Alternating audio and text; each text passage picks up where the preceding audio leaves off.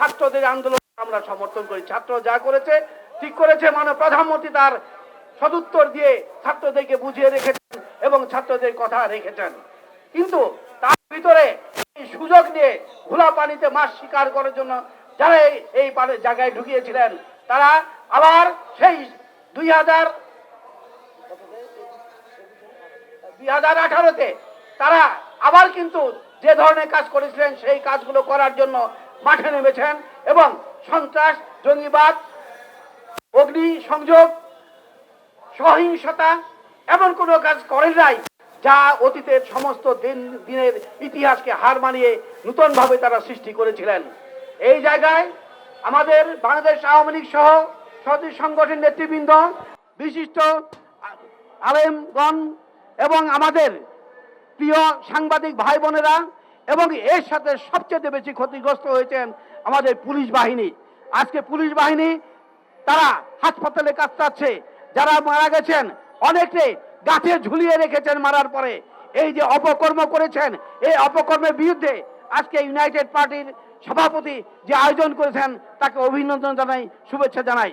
বাংলাদেশের জনগণ জানা দরকার যে দেশ কিভাবে স্বাধীন হয়েছে, দেশের উন্নয়ন কিভাবে হয়েছে, আর তার মাঝে এই ধরনের অহিংস কাজ এটা কোনোদিনই বরদাস্ত করা যায় না।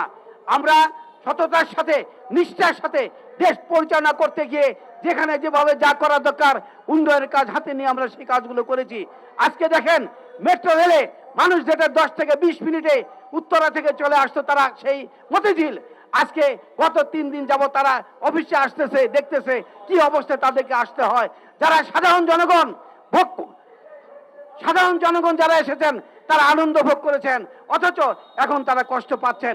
একই পর্যায়ে সারা বাংলাদেশকে অচল করে নিয়ে দেওয়ার জন্য বাংলাদেশে এমন কোনো জায়গা নাই যে জায়গাগুলোকে দিয়ে সারা বিশ্বের সাথে আমরা সংযোগ রক্ষা করি, সারা দেশের সাথে সমস্ত কর্মকাণ্ড আমরা করি, অথচ সেই জায়গাগুলোতে তারা হুমকি স্বরূপ সবকিছুতে তারা হানা দিয়েছেন।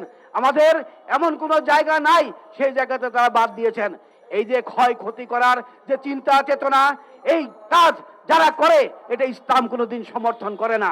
ইসলাম শান্তির ধর্ম, শান্তির ধর্ম হিসাবে বাংলাদেশে মানুষ 92% ইসলাম ধর্মের। আমরা চাই, আপনাদেরকে আমরা জানাতে চাই, ইসলাম যেটা সমর্থন করে না তার পক্ষে আমরা কোনোদিনই কাজ করতে পারি না।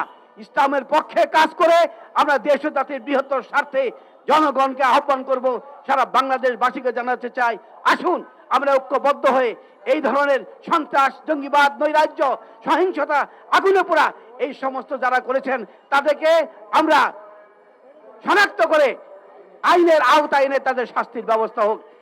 এলো মুক্ত চিন্তার স্বাধীন দৈনিক খবরের কাগজ। এখন খবর হবে নিখাত, নির্ভীক, নিরপেক্ষ।